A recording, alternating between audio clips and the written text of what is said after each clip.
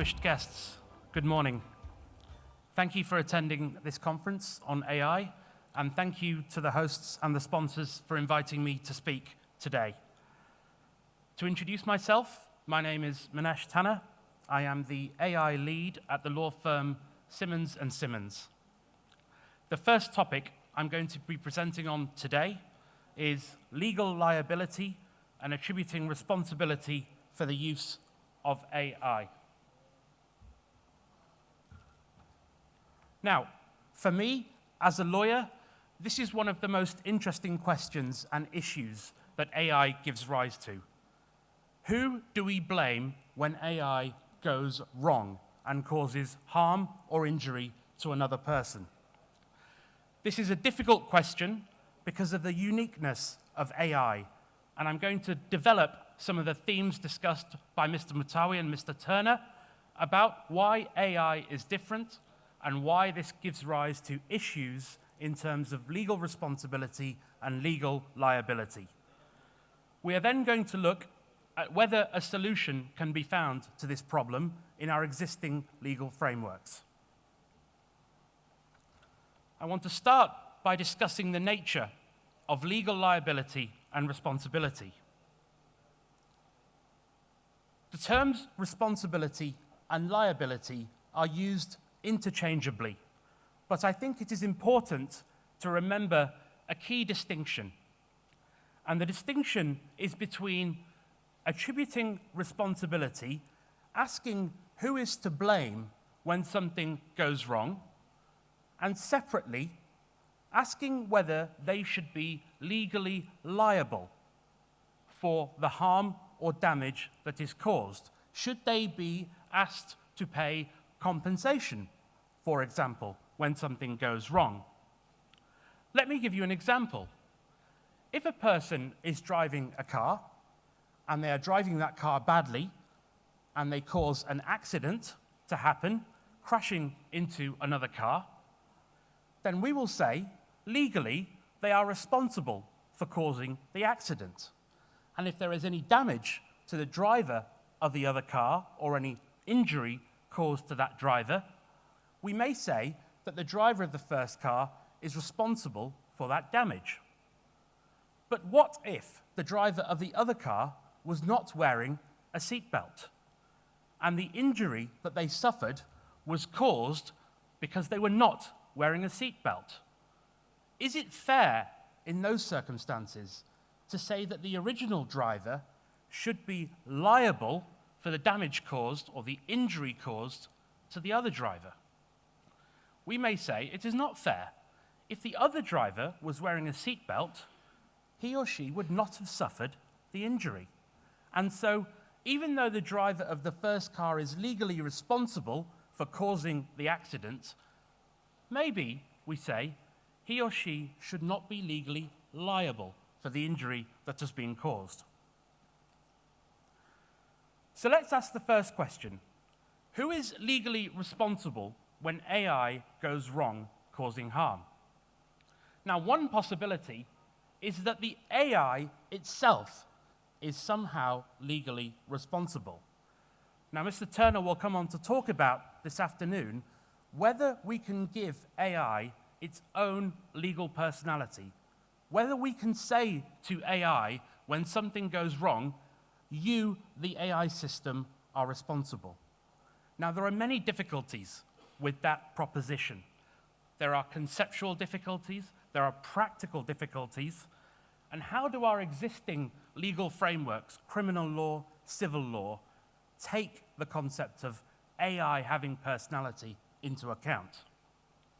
So I think at this stage, it is better to think of human beings and companies, natural and legal entities, being responsible when AI goes wrong. However, the unique features of AI, its autonomy, as we will come on to discuss, make this question very difficult to answer. Once you have identified who is legally responsible when something goes wrong, you then need to ask, well, what is the legal basis on which we can hold that person or company liable? And what is the nature of that liability? Is there a legal mechanism by which we can say you are liable for the actions of the AI and you need to pay compensation for the harm that the AI has caused? Now, we do have existing legal frameworks. In the UAE, there is a civil code. We have a tort-based liability regime. We have a contract-based liability regime. We may, in some jurisdictions, have strict liability. So once you have identified who is legally responsible, the next question is, can you find some legal liability on which you say you need to pay compensation for the harm caused by the AI? But even then, there is a difficulty. And the difficulty is caused by the unique nature of artificial intelligence. So let's look at why AI is unique, and I will be developing some of the comments made by Mr. Mutawi and Mr. Tanna in relation to this point. As we've discussed, artificial intelligence can be weak or narrow, or it could be strong or general. There is even a school of thought which says that it can be super intelligent. And that is the AI that we see in Hollywood movies. It is the AI that people are sometimes worried about. But at the moment, all AI is weak or narrow. And that means that it is capable of performing a single task, but doing that very well. Let me give you an example. A driverless car is good at undertaking its purpose, which is to drive without a passenger or a driver. But if the car breaks down, the driverless car will not be able to fix itself. It will stop, and it will rely on humans to fix the car. That is because it is still narrow or weak AI. It can do its one job very well. Now, maybe in the future, when we have general AI, the driverless car, when it breaks down, will be able to fix itself. But at the moment, we are not quite there. Now, that is not to say that weak or narrow AI is not powerful. It is incredibly powerful. And the distinguishing feature of AI, which we can see in weak or narrow AI, is that it acts autonomously. And that is a word that Mr. Tanna referred to in defining artificial intelligence. And for me, the key characteristic of artificial intelligence is that it acts autonomously. Let's look at what this means. And I want to compare an autonomous system with an automated system. And so I want to use an example which Mr. Mutawi referred to in his presentation of a fraudulent transaction system, which many of you will operate with banks who alert you when there may be a suspicious or fraudulent transaction. Now, it's quite likely that that system operates according to pre-programmed rules. For example, if you spend more than $10,000 in the middle of the night, the system may be pre-programmed to tell you that that is a fraudulent transaction. That is an example of an automated system. A human being has pre-programmed rules to tell the computer how to decide if there is a fraudulent transaction or a non-fraudulent transaction. The computer does not act autonomously. It is told how to reach a decision. That is not what AI is, even though, as Mr. Tanna said, some people refer to a system like that as artificial intelligence. In my respectful view, that is wrong. This is more like what artificial intelligence is. And here I use the example of a machine learning system, which is the most common type of artificial intelligence we see. The unique feature of a machine learning system is that as humans, we give data to the AI system. In our example, that data is the many transactions that a bank's customer is undertaking on a daily basis. We also give the system an algorithm. Now, the algorithm is not a set of pre-programmed rules as exists in an automated system. Instead, we tell the system, you are very powerful. I want you to categorize all the transactions you see. You will categorize them into fraudulent transactions and non-fraudulent transactions. But me, as the human person, I am not going to tell you what is fraudulent and what is not fraudulent. I am not going to give you a set of rules to follow. You will decide yourself. And the AI system acts autonomously in making its own decisions. It reviews the data, it finds its own patterns in the data, and the output is the decision by the system as to whether or not a transaction is fraudulent or not fraudulent. Now, we've discussed supervised machine learning. This is where a human can help the system. And it can help the system by giving it examples. So in our case, a human can say, I won't give you pre-programmed rules to decide what is fraudulent and not fraudulent, but I will give you some examples so that you, the system, can learn from the examples I give you and go off and make decisions yourselves. So in this example, we will give the machine some examples of fraudulent transactions and not fraudulent transactions, and the model, the AI system, will go away using those examples and hopefully reach accurate results. By contrast, an unsupervised machine learning system is where the humans will not provide any input or examples. Instead, we will say to the system, you are powerful enough, here is all the data, you should decide what are the patterns yourself, and you should make a decision yourself as to what is fraudulent and what is not fraudulent. And this is where the issue comes in, and why it is so difficult to identify someone or a company as being legally responsible or liable when AI goes wrong. Now, why is it important to attribute responsibility and liability when something goes wrong? Well, as a society, we always seek to blame someone, either a human or a company, when things go wrong. Why? Well, there is a sense of justice in correcting a wrong. If the state cannot correct it, we look to individuals and companies to say, you committed a wrong, now you must correct it. We feel as a society that there is a sense of fairness in blaming someone and holding them accountable for their actions. And if they have caused harm, financial loss, or physical injury, we say that you should compensate the victim in order to make good your wrong. And we are comfortable with holding human beings to account because humans operate with free will. They are able to take decisions themselves, and so we say, you are able to take that decision, now you must live with the consequences of that decision.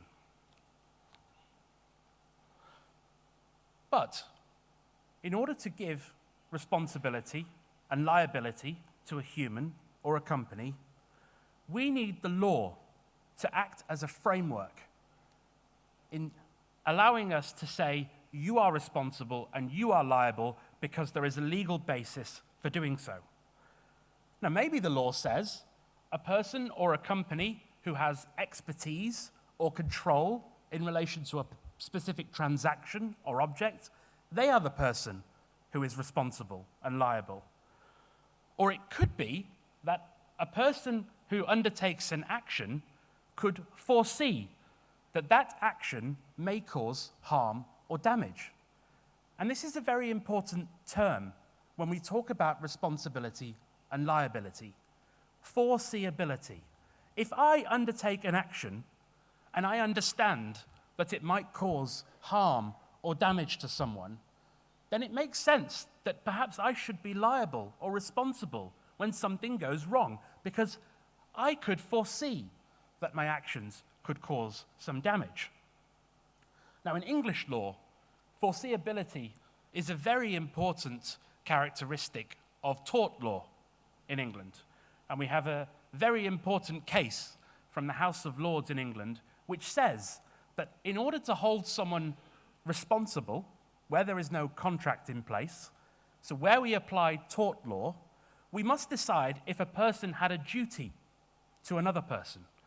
When you go on in your car on the streets, you have a duty to other drivers on the road. But the duty only exists if you can foresee that your actions may cause some harm.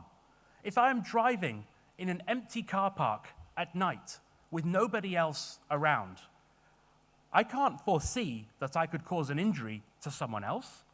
But if I'm driving in the daytime on a busy road, surely I must be able to foresee that there could be some harm or damage caused to someone if I drive in a bad way and do something wrong.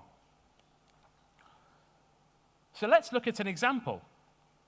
Person A builds a wall. It is their job to build walls. They're a contractor. And they build a wall on person X's property. And they know that person X uses the garden where the wall is going to be built. But person A does a bad job in building the wall. And a few days later, the wall collapses onto person X, causing harm or injury. Now, I think all of us would agree. We have no issue in saying to person A, you are legally responsible for the damage that was caused. You could see that by building that wall in an area where person X uses the area around the wall, if the wall collapsed, you could foresee some harm or injury being caused. Let's look at a more complicated example. 3 parties are constructing a power plant. Person A designs the power plant, person B constructs the power plant, and person C is a safety engineer who inspects the power plant every day. One day, the power plant explodes and causes injury again to person X. Who is responsible? Well, it could be that the design of the power plant was bad, in which case person A may be responsible. Or maybe the design was okay, but person B did not construct the power plant according to the design. Or it could be that the design and build of the power plant was fine, but the safety inspector one day missed something. Each of them could have done something wrong. But the point is, in that situation, we as a society feel comfortable in blaming and holding legally responsible person A, B, or C. And we have a legal framework on which to hold those people responsible. Now, we come to the difficult situation of artificial intelligence.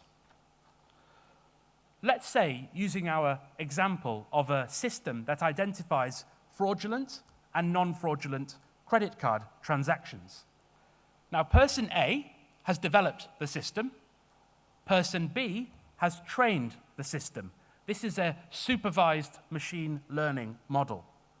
Now, one day, the AI system makes a mistake. And person X, who is, let's say, trying to buy a house or put a deposit down on a house, it tries to do that, but the AI system says, no, that is a fraudulent transaction. I am not letting you make that transaction. In reality, there was nothing fraudulent about the transaction. The AI system has made a mistake. Person X has suffered financial loss because the house is sold to someone else. So we look back to person A and person B, and we say, we need to find someone responsible for the mistake of the AI system. But person A will say, I developed the system. I did not train the system, and in any case, the system acts autonomously. It makes its own decisions.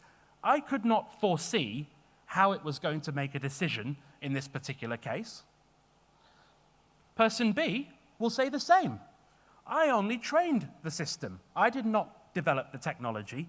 I could not foresee how the system would make a decision on a case-by-case basis. I am not responsible either.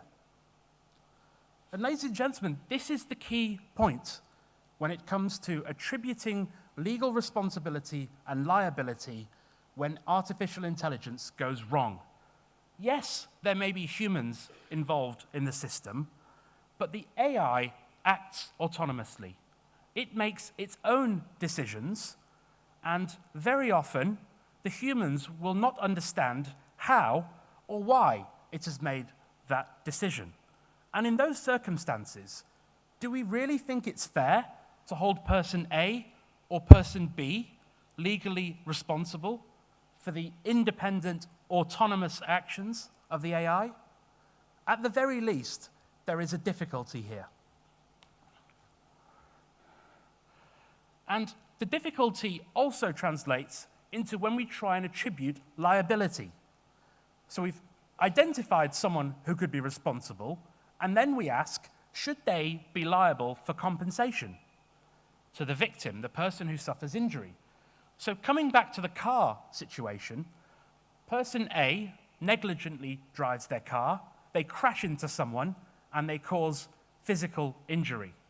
Now, if person X was not wearing a seatbelt, as I discussed earlier, as a society, we may say to person A, you are responsible for the accident, you caused it, but actually, we are not going to hold you liable because it was person X who did not wear their seatbelt.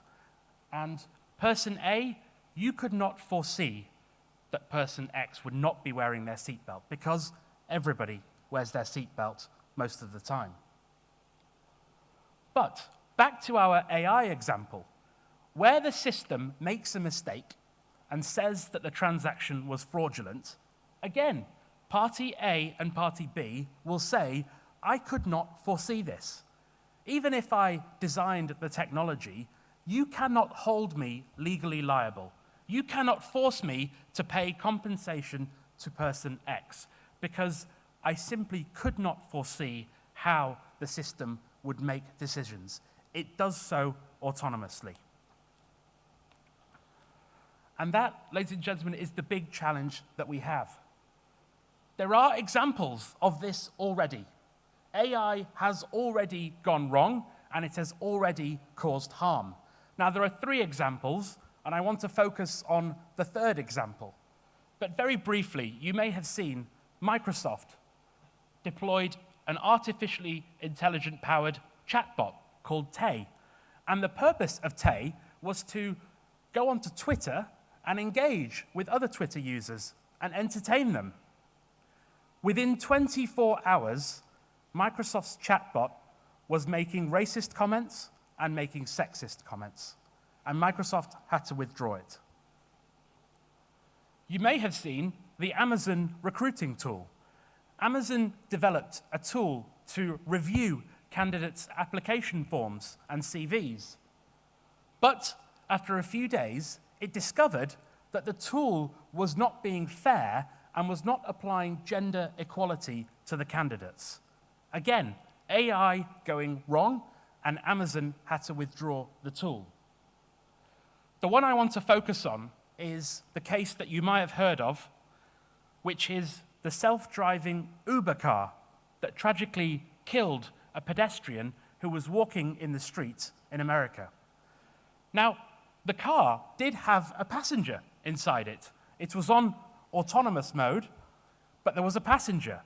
Unfortunately, the passenger wasn't looking at the road at the time of the accident, and the car hit the woman, and she died. Now, this begs the question, who is liable in that situation? Is the woman at fault for crossing the road? As a society, we probably say no, because most of us driving a car would stop if we see a woman crossing the road? Is it the developer of the technology? Maybe Uber was collaborating with a third party to develop the technology. But they might say, no, it can't be me. I gave you the technology, Uber, but you had to test it. You had to deploy it safely. I cannot be responsible. So then we look to Uber. But Uber may say, it's not me. I did not develop the technology. It was the third party that developed the technology. You need to hold them responsible for these actions. And what about the passenger in the car? Should he have been looking at the road? Should he have pressed the emergency brake when the woman stepped out? Well, he will say, it's a driverless car. It's supposed to recognize hazards like that and stop of its own accord. So who is liable? You can see the difficulties that we face in situations exactly like this one.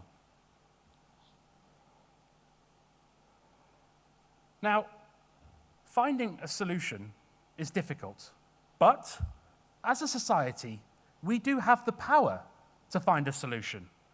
We get to decide who is liable, who is responsible, and in what circumstances. Now, that exercise is definitely going to be difficult, but it is something that we will have to do. So then we move on to talking about how we find the right solution. And it's important to state at the outset, how are we going to find this solution? Well, in my view, we have to start with a very important point, which is that the solution to this problem must be consistent with what we call the rule of law. And that means various things. The solution should not be arbitrary. It should be capable of explanation and justification. Now, that is not going to be difficult. As we've seen, who is responsible when AI goes wrong? We have to decide, but we have to decide in a way which has a justification. The solution must be certain and it must be clear, so that people, when going about their everyday business in society, can look at the law, understand it, and say, I can predict how the law will be applied to my actions. In situations like the Uber scenario, we need to make sure Uber in the future is clear about the circumstances in which it will be liable if something goes wrong with its driverless car. And we need to make sure that the solution protects fundamental human rights, which underpin all legal systems. Now, this requires balancing a number of difficult factors. Fundamentally, we have to make decisions about who is going to be liable when AI goes wrong. Mr. Tanna will come on to talk about this afternoon whether AI itself could be responsible. But at the moment, before AI has its own legal personality, we need to identify humans or companies, and we need to explain why we say they are liable. Should the state intervene, or should we leave it all to the parties? I will come on to talk about contract law and tort law. Those regimes allow the parties to enter into transactions and govern their own liabilities. But a question arises with AI, which is whether our national, judicial, and legislative systems should intervene. And one of the reasons they might intervene is to protect consumers. And that is going to be one of the key points as we move forward with the artificial intelligence revolution. How do we protect consumers from the harm that AI can cause? And this requires balance, because if we over-regulate, if we make it too difficult to deploy AI without becoming legally liable or responsible, then maybe people will not be incentivized to develop AI. And it is clear at this point in time that we do want to encourage innovation and creativity when it comes to AI. So we need to be very careful that our legal solution does not make it more difficult to innovate in the field of AI. And we need to decide whether we want an international solution. One of the aims of having conferences like this is to understand what is happening in different jurisdictions. And we need to look at whether we can have a harmonized solution across jurisdictions to this problem of working out who is responsible when AI goes wrong. So here are some options. Contract law, tort law. The advantages with both of those is that they exist already. So we don't have to do very much in order to make AI subject to contract and tort law. Chances are, if you are entering into a contract involving AI, if you are using AI on the street and something goes wrong, you will be subject to potential responsibility or liability under contract or tort law. But then we have some other options, and these options may require more intervention, more regulation, and more protection for consumers.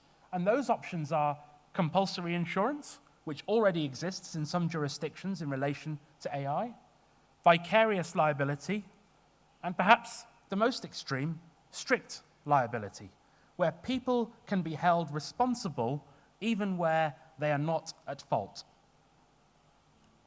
And I just want to spend a few minutes looking at each of these options as a possible solution to the problem that we have identified. Contract law. Most jurisdictions embrace the freedom of contract principle. We let people decide for themselves how they allocate liability in the context of a contract. Now, contracts are very useful instruments. They allow parties to decide between themselves what they are both going to do, how they are going to do it, and I'm sure you are all familiar with things like limitation of liability clauses, exclusion of liability clauses. Those are very effective tools in the private law world of allocating responsibility and liability in any transaction. Contracts are also useful because national courts will enforce contracts usually. And so they're a very useful tool in the context of AI. But there are a few disadvantages of contract law. A contract necessarily only binds the parties who have signed the contract. What happens where AI causes harm to a third party? What happens where AI goes wrong and causes harm to a consumer? Consumers don't often enter into commercial contracts with sophisticated parties. Will they have any right to compensation when AI goes wrong? Where there's a contract between two commercial parties? Probably not. And so contract law does have its weaknesses as well as its strengths. What about tort law as a solution? Now, most jurisdictions have a tort law regime where people are held responsible or liable for civil wrongs that they commit in society. Now, the good thing about tort law is that it is flexible. It is not necessarily subject matter specific. So if someone were to cause harm using AI, then that analysis could be applied under the jurisdiction's tort law. Now, often when you apply tort law, you have to identify the person who owes a duty to someone else. If any of you are driving a car on the streets, chances are you will have a duty towards the other drivers on the road. Then you need to ask, has there been a breach of that duty? Has something gone wrong such that we can say you have breached your duty of care? And finally, with tort law, you need to look at the harm or loss that has been suffered and ask whether the victim has a right to be compensated for that loss. Now, in principle, that analysis can be applied to artificial intelligence. When AI goes wrong, tort law is, in principle, available to give an innocent party a remedy. But we come back to the same problem we've been identifying. When you apply tort law, you say to an individual or a company, you are liable, you are responsible for the AI going wrong.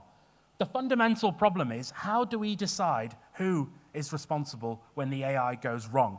every person involved in the transaction is likely to say, the AI acts autonomously. I cannot be held liable for any damages, compensation that is due to the innocent party.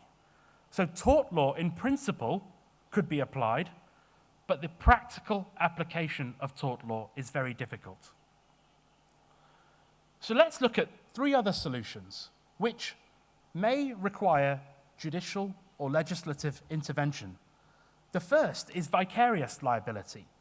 Now, vicarious liability is where you hold a principal liable for the actions of its agent.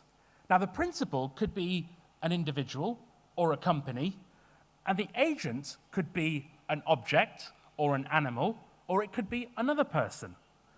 But where that agent causes harm, where we have vicarious liability, we say it is okay to hold the principal liable because perhaps the principal had supervision or control of the agent.